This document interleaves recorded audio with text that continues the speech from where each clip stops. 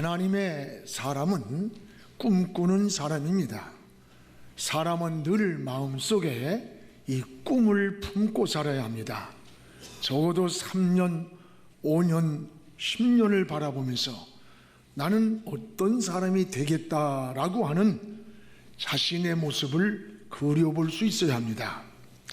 인간은 나이를 먹어서 늙는 게 아니라 꿈이 없고 삶의 희망을 잃을 때 인생이 늙어가는 거예요. 구약의 갈렙을 보십시오.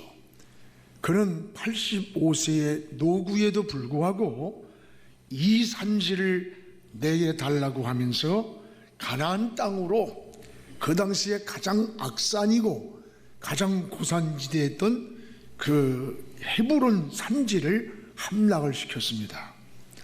사람은 꿈을 가져야 희망이 있습니다. 나침반이 없던 고대 사람들은 하늘의 별을 보고 항해를 했다고 합니다. 특히 북극성이라고 하는 흔들리지 않고 변하지 않는 그 별을 포인트로 삼고 좌표를 정했습니다. 여러분, 이게 꿈을 갖고 산다는 것은 인생에 흔들리지 않는 목표를 가지고 사는 겁니다. 나보다 앞서간 사람이나 나보다 성공한 사람들을 비판만 하지 말고 겸손히 배워야 됩니다. 앞서간 사람들 따라만 해도 유익이 돼요. 또한 꿈만 가지고 열심히 한다고 능사가 되는 건 아닙니다. 새로운 전략이 필요할 때가 많습니다. 누구에게든 도움을 요청해서 배워야 돼요. 모르는 것은 잘못이 아니에요. 모르면서도 배우지 않거나 또는 아는 척하는 게 문제가 되는 거예요.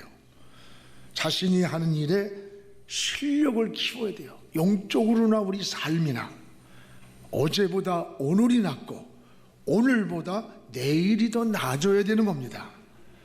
어느 분야에서나 탁월한 이 내공을 쌓기 위해서는 엄청난 노력이 필요합니다.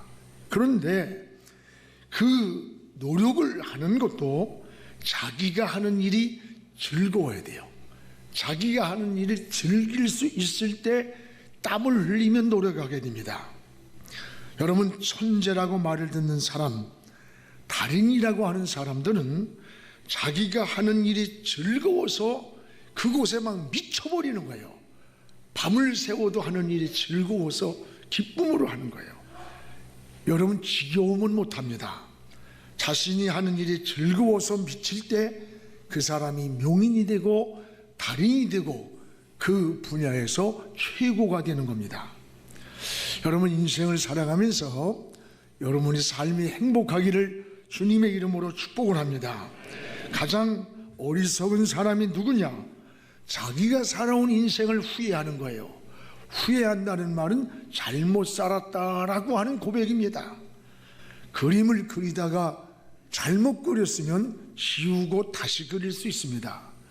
길을 가다가 잘못 갔으면 방향을 바꿀 수 있습니다. 그러나 우리 인생이라는 것은 한 번 지나가면 지울 수도 없고 돌이킬 수도 없는 일방통행과 같은 거예요.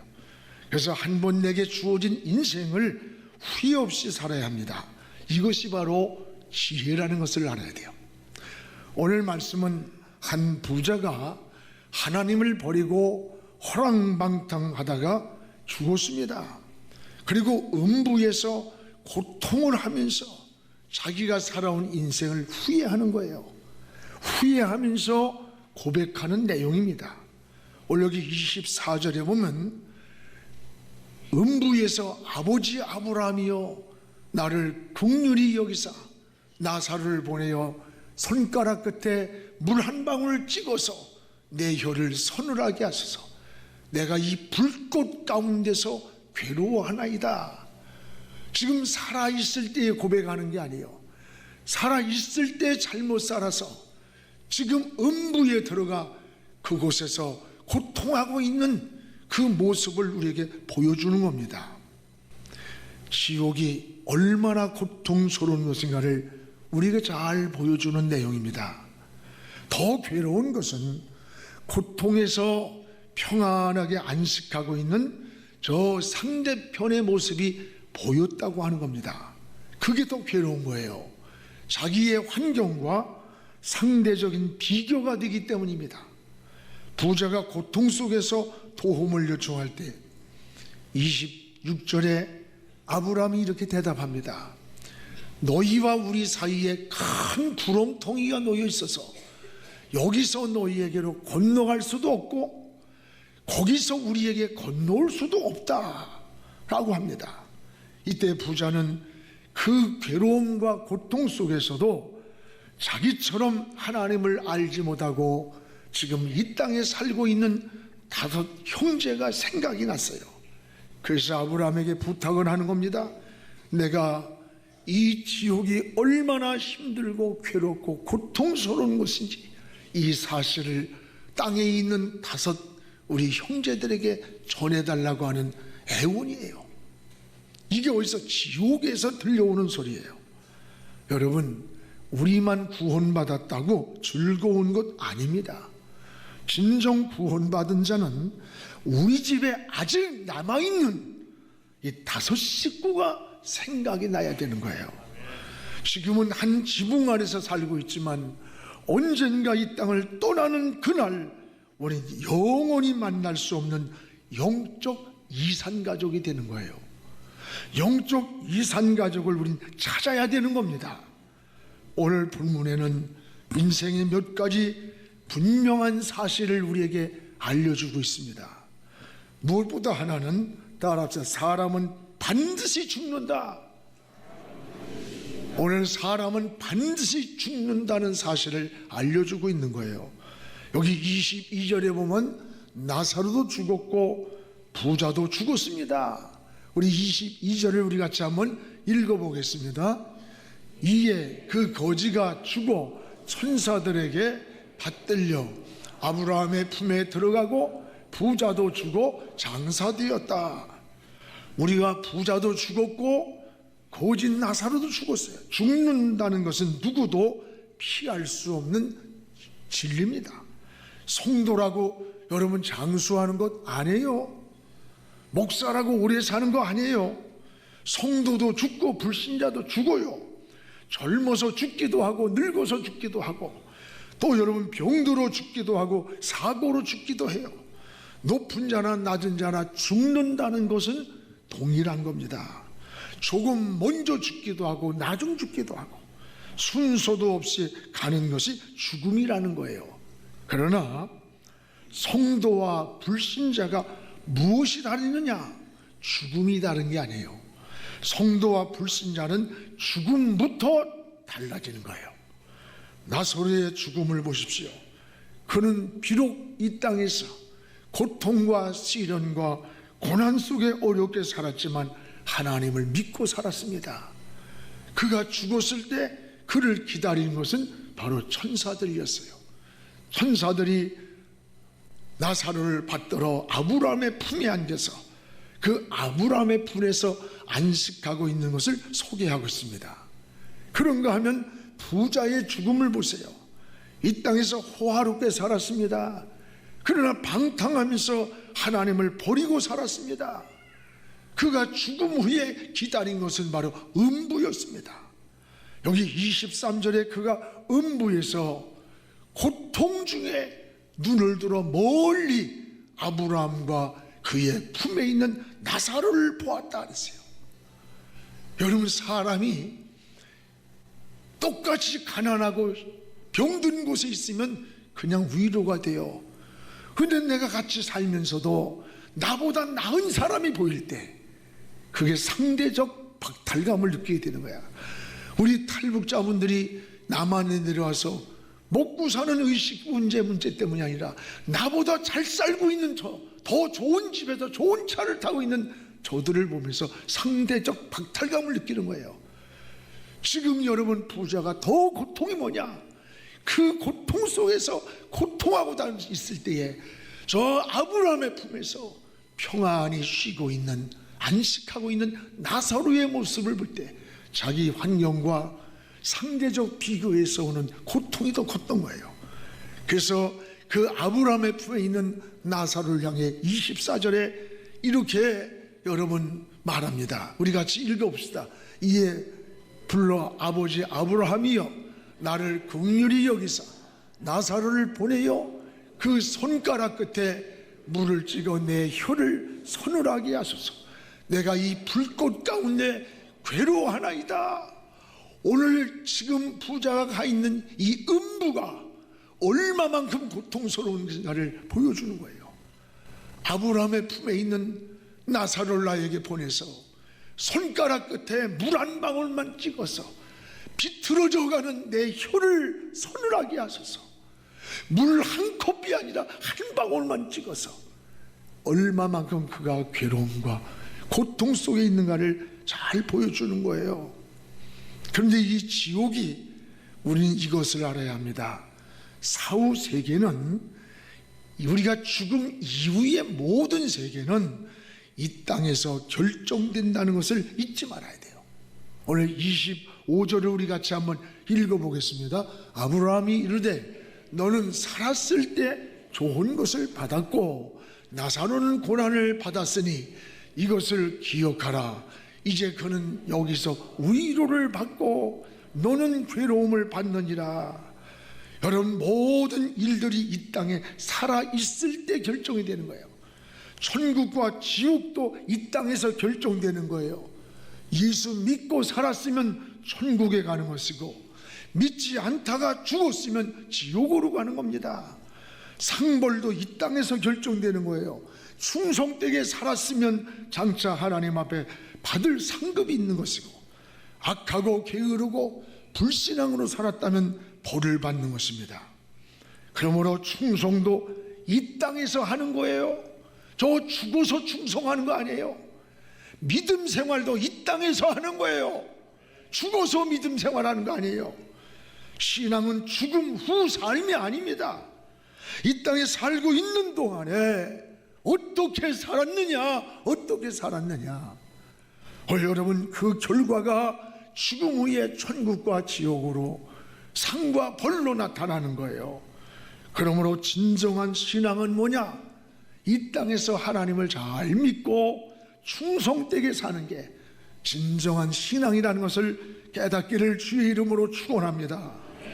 또 하나, 이 천국과 지옥은 반드시 존재합니다. 오늘 25절, 26절을 우리 같이 한번 읽겠습니다.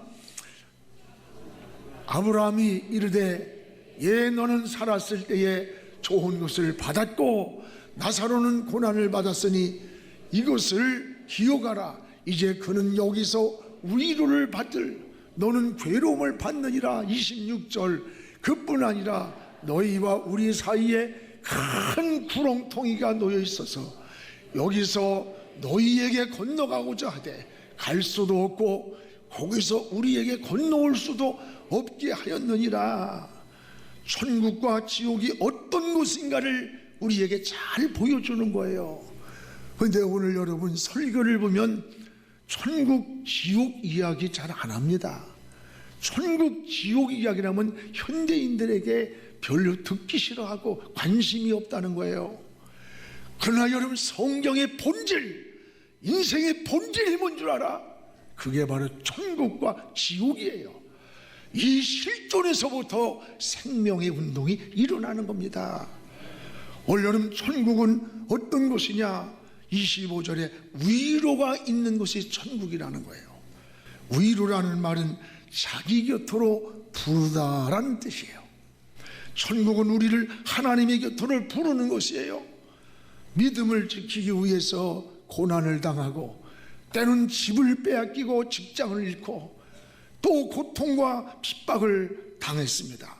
그러나 천국은 우리를 하나님 곁으로 불러서 하나님이 위로해 주는 것이 바로 천국이에요.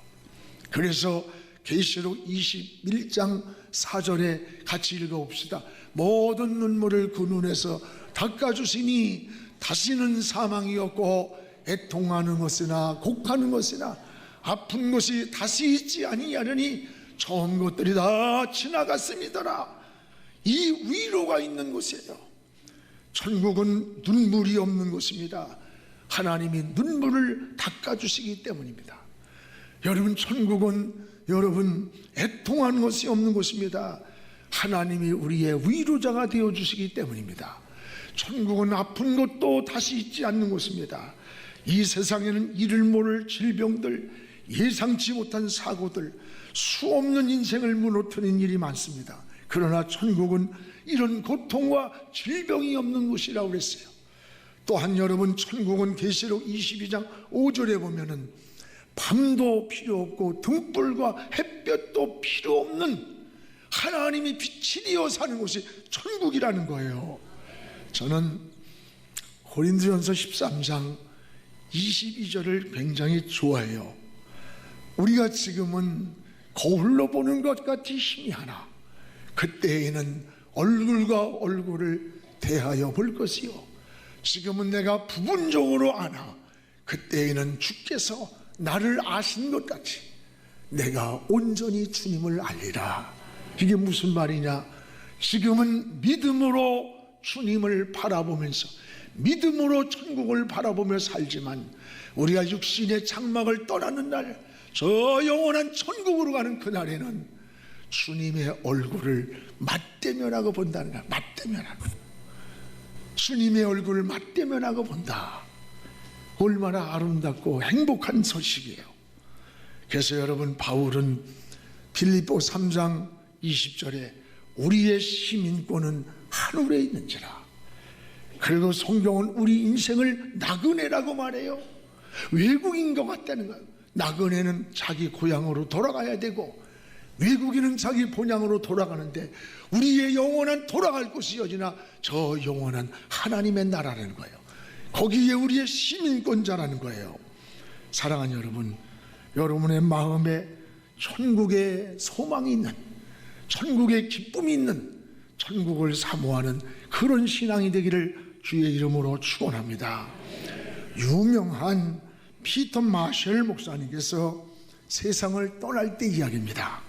마셜 목사님이 임종이 가까이 왔습니다.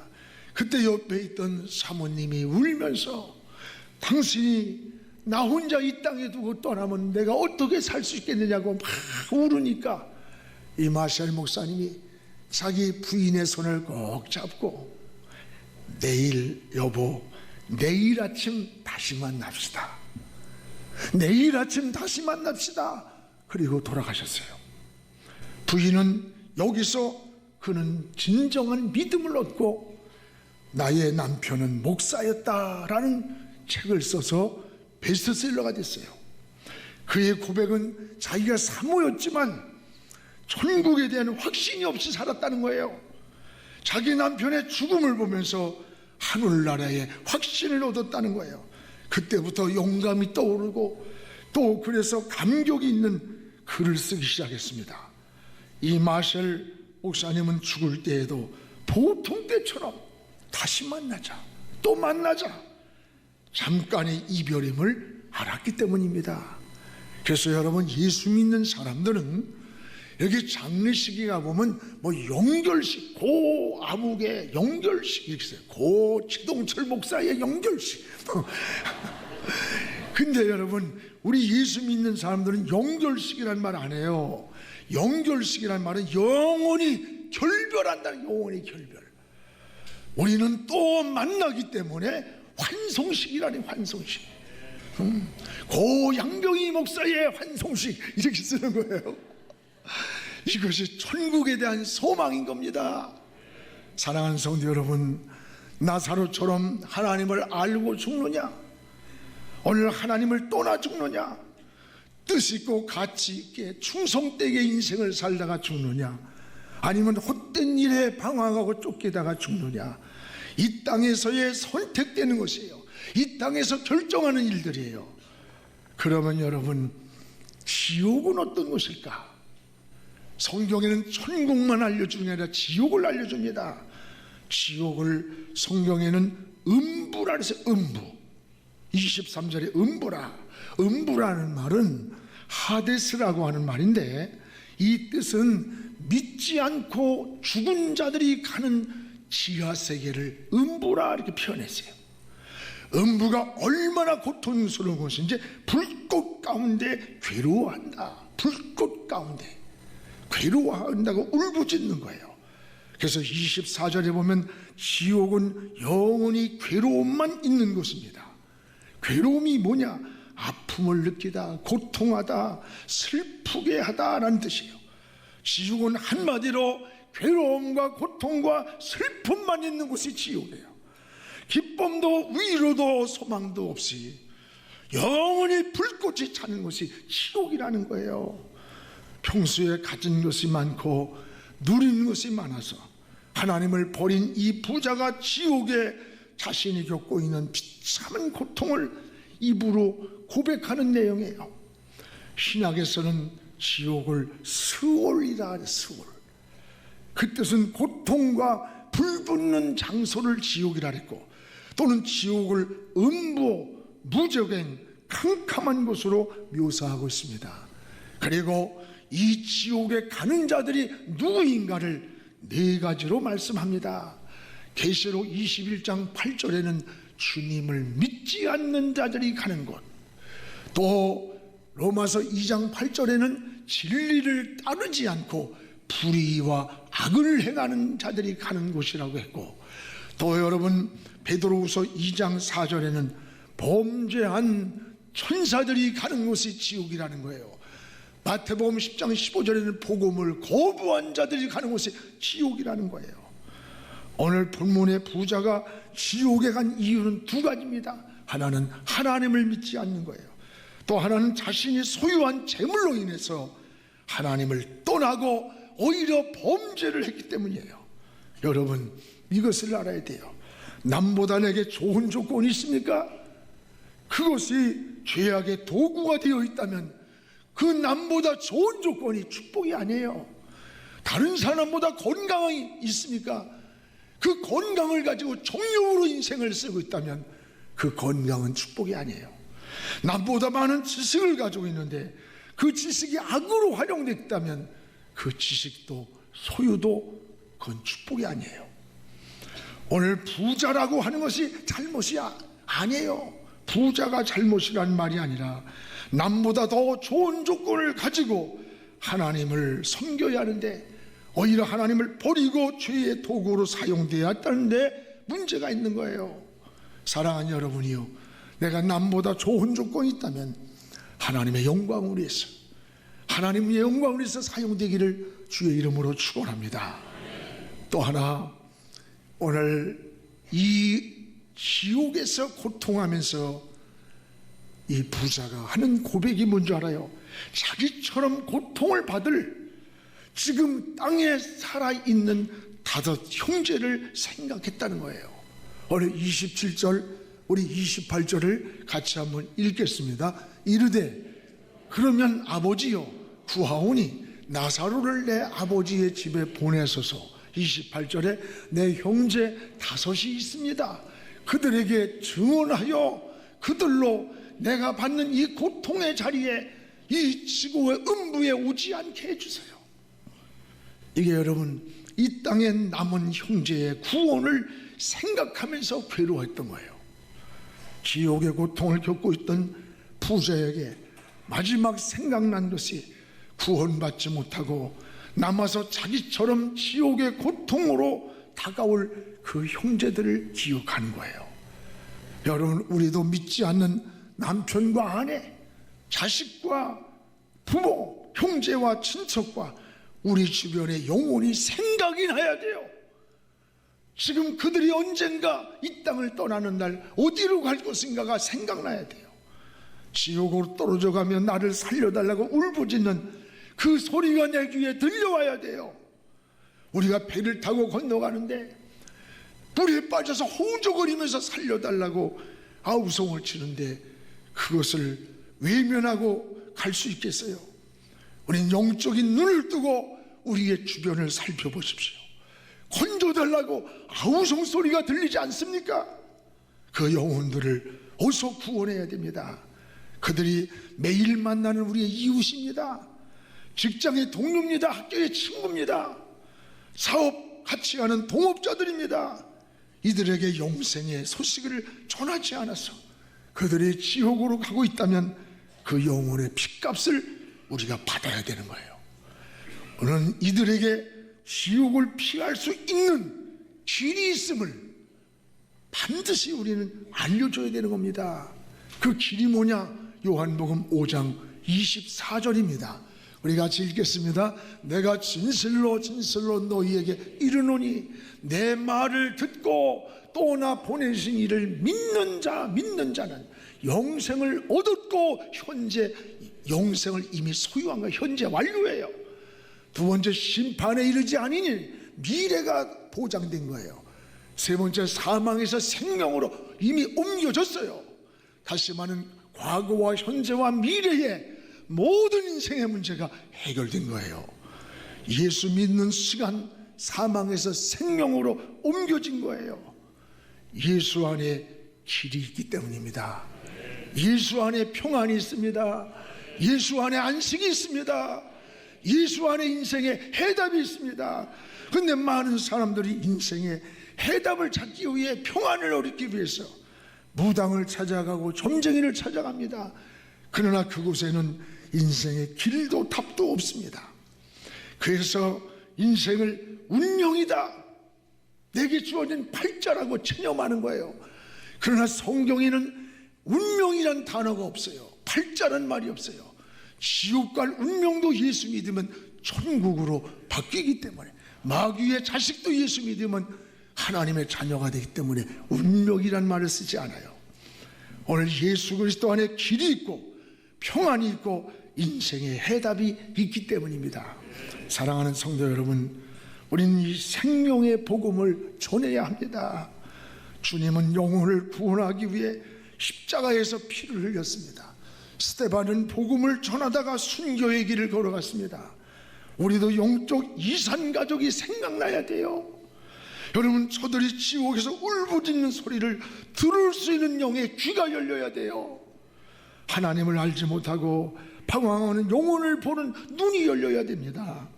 예수 믿는 사람보다 믿지 않는 사람들이 우리 주변에 훨씬 많아요. 그 영혼을 구원하기 위해 담대하게 입을 여십시오. 구원의 손을 내밀으십시오. 진정한 그리스도인이 바로 이런 사람들입니다.